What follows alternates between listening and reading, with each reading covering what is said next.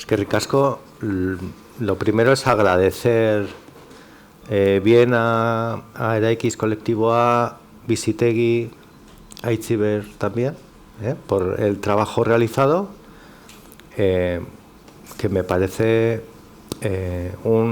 para toda la Diputación una gran primera piedra angular para estructurar cómo desarrollar intervenciones, procesos y situaciones, al menos con aproximación a enfoque de género. Y esto creo que es muy de agradecer, y yo creo que es una de las grandes apuestas cuando el departamento opta por financiar este trabajo, ¿no? Yo creo que esto es uno de los grandes subrayados que primero debo hacer. Aldez aurretik, Bizitegi elkarteak egindako lana eskertzekoa da. Azken 3 urtetan egindako alegina genero ikuspegia garatuz, gizartezko hartzeko egoera, baliabide eta prozesuetan.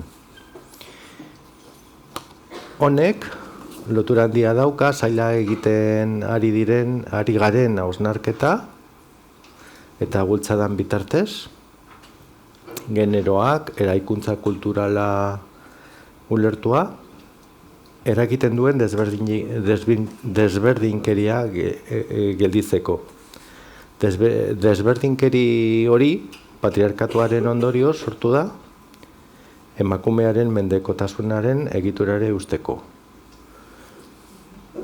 Para expresar todo esto, yo me voy a basar en dos reflexiones o en 2 estudios que el departamento, o que en concreto la dirección, ha hecho a lo largo de los últimos 4 años, que probablemente conoceréis. El primero se llamaba el estudio de perfil y necesidades sociales de las mujeres atendidas en el sistema de inclusión social, que se presentó en un Gizartegune allá por el 2018, finales, o 2019, no estoy seguro. Y luego un segundo trabajo, que es un artículo que publiqué en el Congreso de REPS, que se titula Implicaciones y consecuencias de las necesidades sociales de las mujeres valoradas por el instrumento de valoración de exclusión social, que es un texto que seguramente tendréis todas. A partir de ese artículo hemos ido haciendo algunas reflexiones que muy sucintamente os voy a trasladar, porque mi compromiso con la organización era hacer una exposición muy esquemática, muy poco detallada, pero que diera un poco visión general de lo que estamos haciendo, un poco como contexto, como pórtico del trabajo que habéis realizado, ¿sí? Digo, a ver si también buscamos sintonías en los enfoques y en las apuestas que estamos haciendo. En el año 2018 hicimos un primer estudio de qué necesidades sociales presentaban las mujeres que estaban siendo atendidas en el servicio para la inclusión. Y lo primero que comprobamos en ese estudio es que a la Diputación, al servicio para la inclusión, llegaban menos mujeres que hombres. La relación era 24,3, 75,7. O sea, los hombres triplicaban, voy a decir, en pasado, aunque en presente tampoco hay grandes cambios. Llegan más hombres, pero sí, y las mujeres que llegaban eran comparativamente más jóvenes, no llegaban mujeres de más de 55 años, o sea, esas ya no llegaban. Esto luego podemos entrar brevemente en las reflexiones de por qué, etcétera. No llegaban, a diferencia que el perfil, eran más autóctonas, menos extranjeras. Las extranjeras no llegaban, o llegaban menos en proporción, aproximadamente la mitad que en el grupo hombres. Y además, desde el primer momento, en los análisis que hacíamos con el IBES, se apreciaban claramente los desiguales roles, estereotipos y cómo se traslucían los mandatos de género en las necesidades sociales que íbamos detectando. Bueno, este estudio ya se presentó, no quiero volver a insistir sobre él, pero es punto de partida de las reflexiones que hemos hecho antes. Decía, llegaban menos, pero llegaban en una situación mucho peor, y esto lo podemos valorar en capacidad de resistencia. Más del 50% de las mujeres que llegaban, tenían nula capacidad de resistencia. Nula, o sea, más del 51,4%. Además, prácticamente todas ellas, menos 4, tenían contingencias concurrentes de exclusión, con dependencia y con desprotección. Y todas ellas habían sufrido en su historia violencia de género o violencia sexual. Todas. O sea, no había ninguna que se salvara. 95% con afectación de salud mental.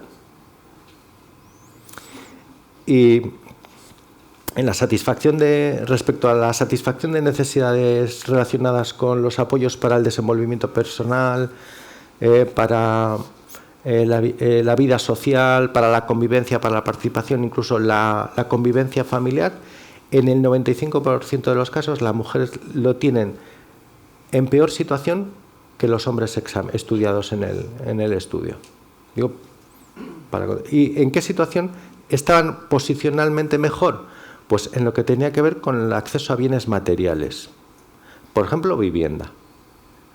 Lo cual es también engañoso. Algunas veces, quienes me habéis oído hablar, me habéis oído decir, ojo con hablar del sinhogarismo femenino, porque la exclusión social de la mujer muchas veces no transita por ahí. ¿Por qué? Porque hay otros mecanismos de supervivencia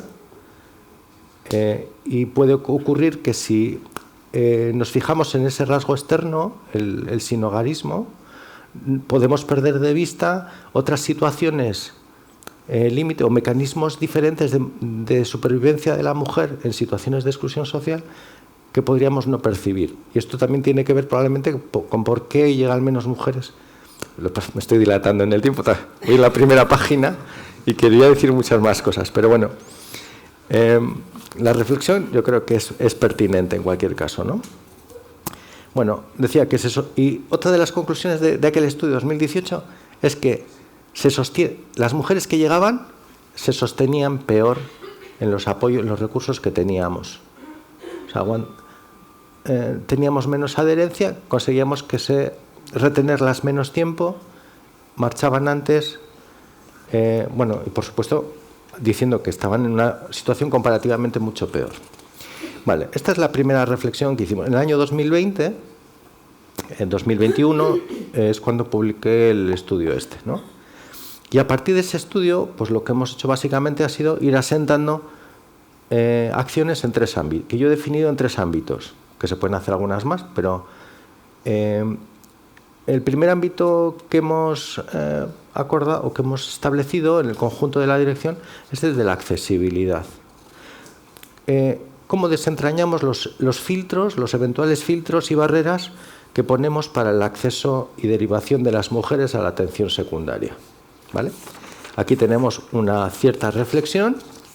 Voy a ir rápido, si luego pues, en algún momento o en otra jornada queréis hacer un debate, pues hay muchas cosas que hemos ido escribiendo sobre eso.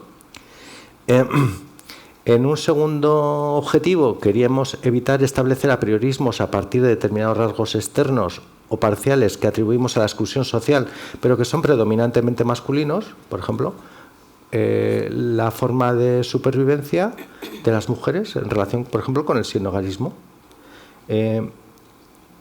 Y luego, por otra parte, cómo aparecen en domicilios o viviendas ordinarias mujeres en exclusión social, mucho más habitualmente que en la exclusión social, en la exclusión masculina, en que en muchos casos estas mujeres están conviviendo y a cargo de personas con discapacidad y dependencia, y a la vez que vamos viendo cómo hemos ignorado tradicionalmente formas de sinhogarismo encubierto como forma de supervivencia extrema en que se envuelve la exclusión social femenina. Tercero, hemos puesto las bases para construir un sistema público de servicios sociales estructurado en derechos de ciudadanía, lo que implica también para la mujer distanciarse del reproche moralizante de control social que se ejerce a través de patrones culturales y que tiene mucho que ver con los roles y los estereotipos de género que hemos ido evidenciando en el análisis del 2018. Por otra parte, vimos que en la valoración de exclusión social, que es un instrumento regulado por decreto Gobierno vasco, había que incorporar variables de desprotección social, particularmente situaciones de falta de protección, falta de defensa, falta de cuidados y desamparo, en el que muchas veces están sumidas las mujeres, y ponerlas en contexto con la situación de exclusión social, y hacer algunas modificaciones que no lo hemos hecho desde el punto de vista normativo, porque no sé, eso corresponde al Gobierno vasco, pero sí desde el punto de vista de la incorporación a los criterios interpretativos que están en el manual del instrumento. Y otro de los pasos que en materia de accesibilidad hemos dado es establecer accesos preferentes a mujer. Una reflexión que todavía no hemos hecho, que tenemos que hacer es, a partir de la Ley 1/2022 de Igualdad, se establece que para todos los servicios sociales las mujeres víctimas de violencia tienen acceso prioritario y preferente. Si hemos dicho que el 100% de las mujeres que nos llegan a exclusión son víctimas o han sido, la consecuencia es. Y esto es normativo, esto no es apreciable o esto no es elegible, ¿vale? Son consecuencias que tienen que conllevar decisiones inmediatas. Hemos hecho propuestas en materia de tipología e intensidad de la atención. Y nos parecía particularmente interesante la cuestión de la baja exigencia. ¿Por qué? Porque, por lo que he dicho antes, si las mujeres se adhieren menos a los tratamientos, si se nos van antes, si no conseguimos retenerlas, pues quizás relajando o rebajando los requisitos de necesidad señalados por la normativa en general. De esta manera conseguimos mantener los niveles de vinculación y de protección necesarios y de retención en el sistema, ¿no? Voy acabando, sí, me queda un folio, pero lo voy a reducir a medio. No os preocupéis porque... pero hay alguna cosa que nos parece importante. ¿Cómo nos aseguramos en esta materia de baja exigencia de la continuidad en los procesos de intervención de tantas mujeres que habíamos estado sacando del sistema, expulsadas, después de sojuzgarlas por conductas asociadas a consumos de sustancias, adicciones, enfermedad mental, desarrollo de hábitos, incumplimiento de normativas, que son exponente o que son prioritariamente exponente de sufrimientos y problemáticas más graves que las aquejan? Resumo.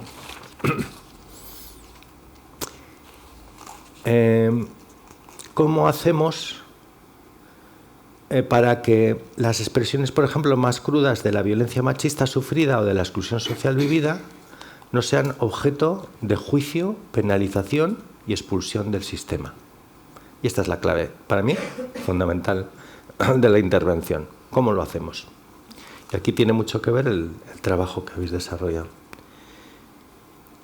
Es preciso, poníamos también en este ámbito, poner en valor las necesidades diferenciales que las mujeres expresan en el plano afectivo, en diferentes ámbitos, ¿verdad? Seguramente en todo lo que tiene que ver con el sentimiento de fracaso por el incumplimiento de las expectativas de rol, tiene mucho que ver con cómo desarrollamos la intervención. Y es claro y característico que es necesario en nuestro sistema desarrollar un modelo diversificado de apoyos. En esto seguimos hablando desde el 2016-2017 y esto tiene que ver también mucho con cómo desarrollar un diferente modelo de intervención que tome en perspectiva la violencia de género. Hablamos mucho de empoderamiento y de interseccionalidad, pero lo voy a saltar porque creo que está bastante bien considerado en la reflexión que va a haber luego. Y creo que es importante caer en la cuenta de que las plazas de mujer requieren mayor inversión que las plazas de hombre, requieren atenciones más intensivas y abordajes más interdisciplinares. Y esto también está demostrado por el estudio 2018. ¿Vale? Y, por último, ajustes en la red de atención, en la tipología de servicios y centros que tenemos que desarrollar. Con esto querría acabar. No hay duda, decimos, en afirmar que los servicios actualmente existentes han sido construidos con mirada androcéntrica.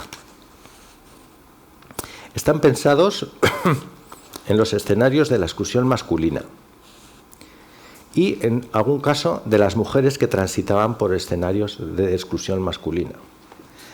Y advertimos importantes desigualdades en la red.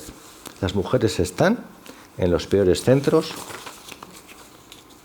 los más limitados y con estructuras menos potentes. Esto es otra evidencia. Tenemos servicios solo para hombres que no tienen correlato en intervenciones análogas solo para mujeres. Bueno, y por terminar, esto nos lleva a desarrollar determinados mecanismos y protocolos de prevención y atención a las diferentes modalidades de violencia contra la mujer que se expresan en este ámbito. Bueno, en cómo configurar centros y dispositivos, que tenemos algunas indicaciones, etcétera. En el ámbito de los programas que trabajan con varones, empezar a desarrollar el trabajo sobre nuevas masculinidades o masculinidades alternativas.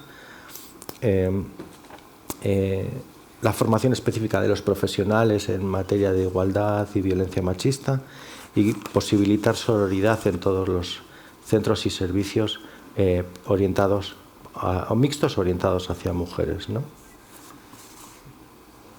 Bukatzeko, sailaren konpromezua adierazi nahi dut, garatzen ari garen esku hartze prozesuetan, beharrezkoak diren eraldaketak bultzatuz berdintasun eraginkor bat lortzeko asmoa daukagu.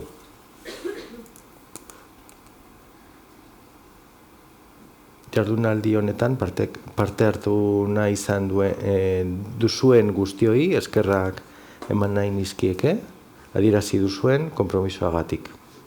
Besterik ez? Aitzi berri. Eskerrik asko. Vale.